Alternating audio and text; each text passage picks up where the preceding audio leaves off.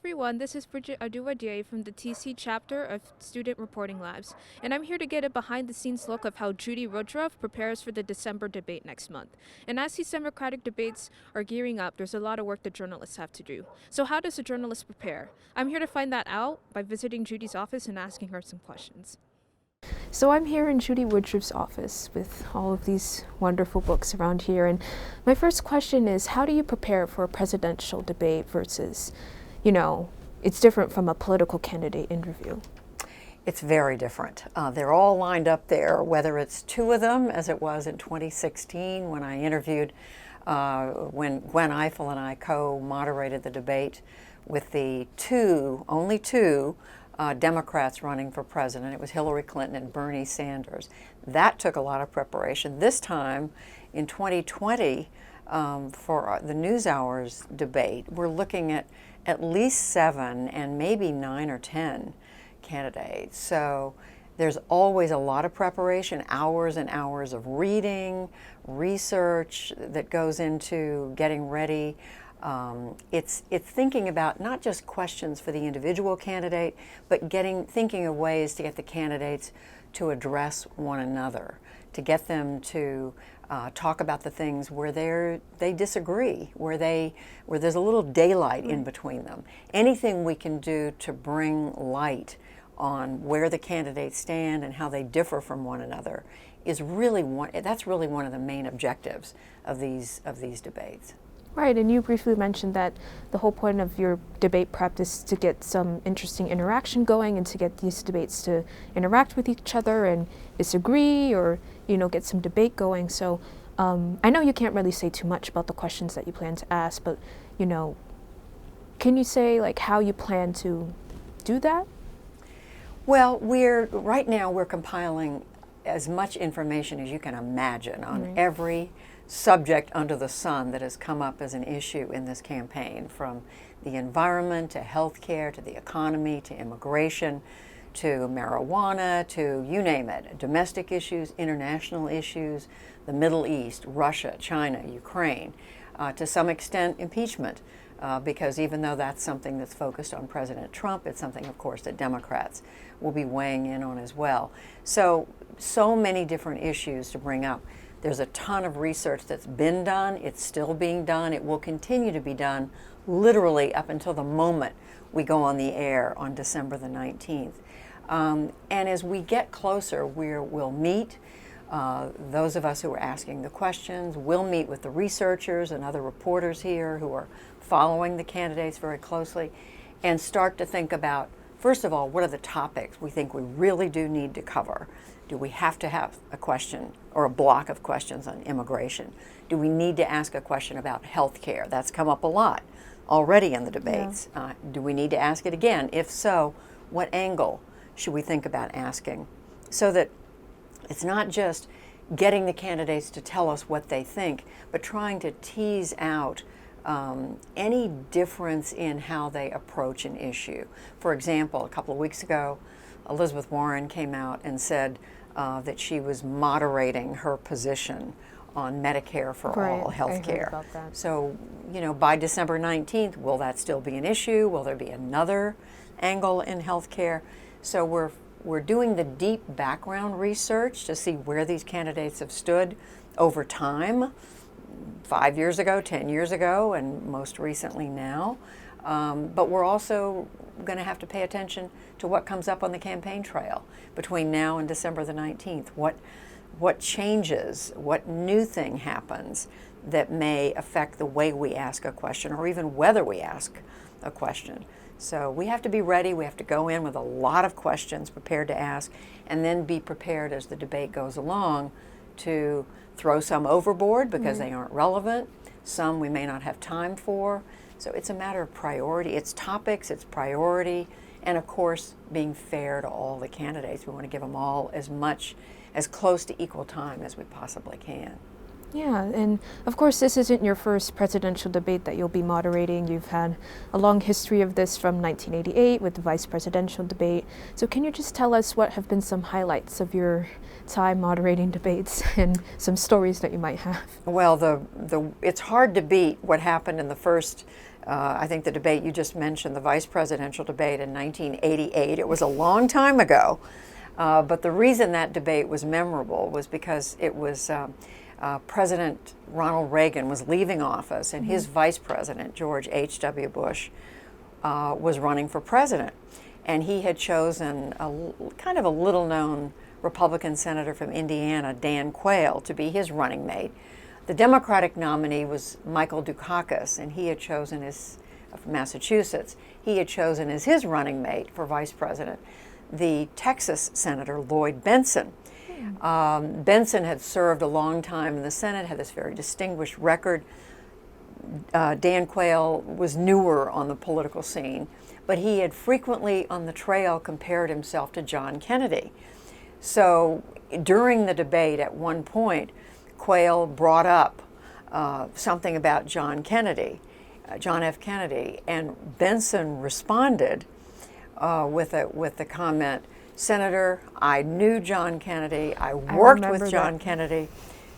Senator, you are no John Kennedy." And the room just exploded at that point, and everybody thought, "Oh my gosh, he has really put down Dan Quayle."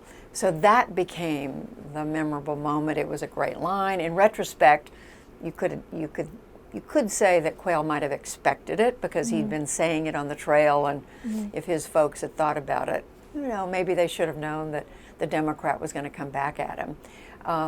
So that's one lesson from that debate. The other one is that you would think coming out of that debate that meant Dan Quayle was toast. I mean, he had been embarrassed. It must have affected his campaign drastically. But on the other hand, Mr. Bush, who had been the vice president, went on to win the election. Dan Quayle became the vice president. It's a reminder that vice presidential debates, while they're important, are not always determinative. And even debates are not determinative. It may look in the moment as if one candidate prevailed over the other one and so forth, but it doesn't necessarily mean that's the outcome. Well, that's a pretty interesting lesson there, that some people might miss out on because, these debates are, when they're happening, they're kind of like the end-all, be-all and everything. And everybody pays attention. Yeah. But at the end of this primary cycle, for example, there will be, I think the Democratic Party has said they want to have 12 debates. So I'm wondering how many, the debate we're moderating, the NewsHour is moderating, will be the 6th debate. So there'll be maybe as many as 6 more. So, a lot of debates. Yeah, and as we go through the with this debate in December, this is the 6th one, and what takeaways do you want the American viewers to get out of this debate when they watch it? What do you want most to stand out when you've done all of this research and you're asking the questions and everything's playing out? I think the main thing we want is for people to watch the debate, and if they have questions about these candidates, about whether it's about their position or about how they conduct themselves, how they answer questions, how they relate to one another, do they show respect, are they critical of one another, how do they comport themselves, do they think that this candidate is someone who could stand up to President Trump on the debate stage? Because after all, the Democratic nominee is going to be facing President Donald Trump, assuming he's still the nominee of his party, which at this point we have every reason to believe he will be. So, and we know he's a tough debater. He's not going to be holding back in the debates next fall. So I think most Democrats are going to be watching this debate and thinking, is this someone who can go toe-to-toe with Donald Trump? So there are a number of different considerations. But I would say our main responsibility as moderators is to try to help people understand more about who these candidates are, what their positions are, as I say, how they handle themselves in front of a big television audience. Do they come across as sincere, as believable, as tough, as honest, as someone with integrity? I mean, all those things. And frankly, likable. It's been said that the vote for president is the most personal vote we cast. We tend to vote, the pollsters tell us and historians tell us, we tend to vote for president for someone who we like.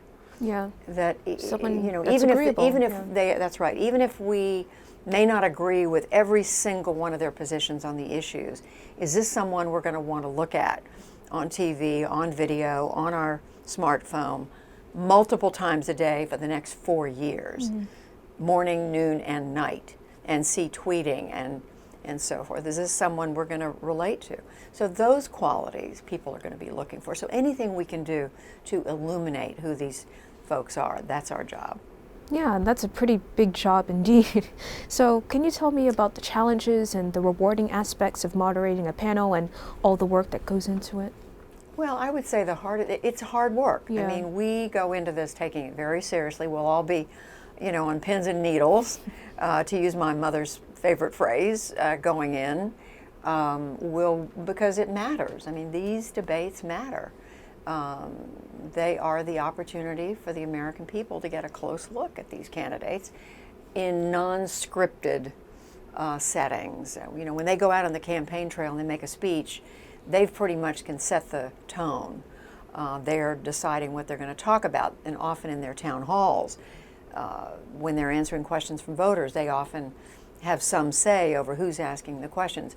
In these settings, these are journalists asking questions as the eyes and ears of the American people, putting if you will, a point on questions to try to pin the candidates down. So we have a job to do to make sure we're asking the right questions. So they're challenging, it's hard work, and I would say what's rewarding is knowing whether we did what we try to do, which is, again, illuminate who they are, illuminate how they react to each other, and see, what do we learn about them from this debate? Yeah, that's a, pretty significant role to play for the American people. And, you're going to be watching this debate as a journalist and as a moderator who's going to be asking the questions, in front of the debate stage on camera. And I want to know, what's it like viewing these debates as a journalist and a moderator compared to just being an American viewer on your couch watching it from a screen? Hard for me to say, because even if I'm watching a debate at home and I'm not a participant, I'm thinking as a journalist. But I would say for viewers, they may not, they may not have the same pointed questions that journalists would have. They have a more general, but a very personal interest in these debates. I mean, they may be coming to a debate thinking about something that's happened in their own family, whether it's been a health issue or an issue around immigration. Maybe this is a family with a child care issue, or maybe if it's a woman who's had a history of, maybe there's been some issue in her work environment, or it's a man who's facing some issue at work, or it's a family watching, thinking about their financial situation, or maybe it's a college student thinking about foreign affairs or abortion or some issue that matters to them. Maybe it's a religious, a matter of their faith. So people come to debates from many different perspectives, and I think as journalists, it's constantly thinking, that we're the eyes and ears of the voters. We're constantly trying to put ourselves in the shoes and in the minds of voters, but also knowing that we have a great responsibility to ask informed and pointed questions, that we're not just saying, hey, tell us what you think about health care, Mr. Biden. Tell us what you think about education, college loans, Senator Klobuchar. But to put a point on those questions so that we can try to pin these candidates down. Yeah, and is there anything that you notice when you're watching as a journalist thinking about these issues that you think the viewer may not notice, after years of moderating? Is it the way a candidate answers a question that you think? It's hard to say. I think it's probably that having watched them more continuously on the trail. I mean, I watch them when I get a chance to watch a candidate doing a news conference or a town hall, whether it's on television or when I'm lucky enough to get out on the trail. I haven't been able to do that very much this cycle, but I've certainly done it in previous cycles. Joe Biden, I've been watching as a candidate going back to the 1980s. I covered his campaign in 2008, 2007, when he was running against Barack Obama for the Democratic nomination. So I've been watching him on the trail for a long time, watching him in the Senate for a long time. And the same with these other individuals. I've interviewed all of them by now, except for the newest entry. Well, no, I guess I've interviewed them too. I've interviewed Governor Patrick and I've interviewed Mayor Bloomberg at different points. So I have some background of knowing them, and I think that, you know, it gives me a sense of how they answer questions, and certainly by the time of the debate, we should have studied their positions so that we know where they stand on these issues, which helps us figure out what questions to answer. Yeah, and lastly, of course, you know, you always try to make these debates interesting, about, you know, the candidates interacting with each other, but of course it's a 2-hour-long debate, and there is some challenge when a candidate grandstands or tries to get into an argument with another candidate. So how do you try to manage those challenging moments? You play it by ear. I mean, you watch very closely, and we want the candidates to interact some. I want the candidates to respond to one another as necessary, and particularly if 3 or 4 or all 8 or 10 of them want to weigh in on an issue, I want to give them that opportunity to do that. At the same time, if one of them says something that is critical of another candidate, we owe it to the other candidate or candidates to respond to that. I think that's an obligation that we have. I think it would be unfair not to do that. So it's listening very carefully. We go into these debates with a list of questions, a lot of questions, but we also have to be prepared to listen to what they're saying. Listen really carefully, because if they say something different or unexpected, or if they say something that we think requires a response from another candidate or candidates, we want to be able to do that. We want to be able to press the candidate who made that point, that maybe it requires a follow-up, or maybe it requires the candidate they just mentioned or a subject area they just mentioned to call on. The other thing is that candidates are going to be raising their hand throughout the debate to be called on, and we've got to decide, okay, say we're talking about taxes. How much longer do we want to spend on taxes, knowing that there are 8 other topics we want to bring up? Do we want to just exhaust it on taxes and let them keep talking, all of them? Or do we want to restrict the amount of time we spend on that? So there's a lot that goes into managing these debates, but so much of it has to do with listening carefully and being prepared in the moment to move on or to continue. And it's a judgment call. It comes from having done it a lot. Yeah. So, but in the end, you don't want anybody, I don't want any one of these candidates to feel that he or she didn't get a chance to make his or her points about something. I want them all to feel they had a fair shot, that maybe they didn't get, 30 minutes to talk about health care or their views on Ukraine or Russia, whatever issue they wanted to talk about, but they did have a fair shot, an relatively equal shot with the other candidates. To me, that's important, and I want them to feel that they were able to connect with the viewers, the voters. Yeah, and of course these debates, I guess there are some candidates who wish that they could go on for 30 minutes about taxes or Russia. Or Russia. Yeah. The one other thing I want to say, because for me, this is true above all, and that is to remember that these debates are about the candidates. They're not about the moderator or about the questioners. They're about them. And so we're not there to grandstand either. It's an obligation that we have to keep our questions short and to the point, and to get the focus as much as possible on the candidates. That's what these debates are all about. Oh, well, thank you, Judy, for telling us about this whole debate process. And I'm Bridget Arduadier, and this is Judy Woodruff, and thanks for watching. This is Student Reporting Labs. Thanks so much to Judy and for PBS for giving TC this opportunity. And don't forget to watch the debate on December 19th.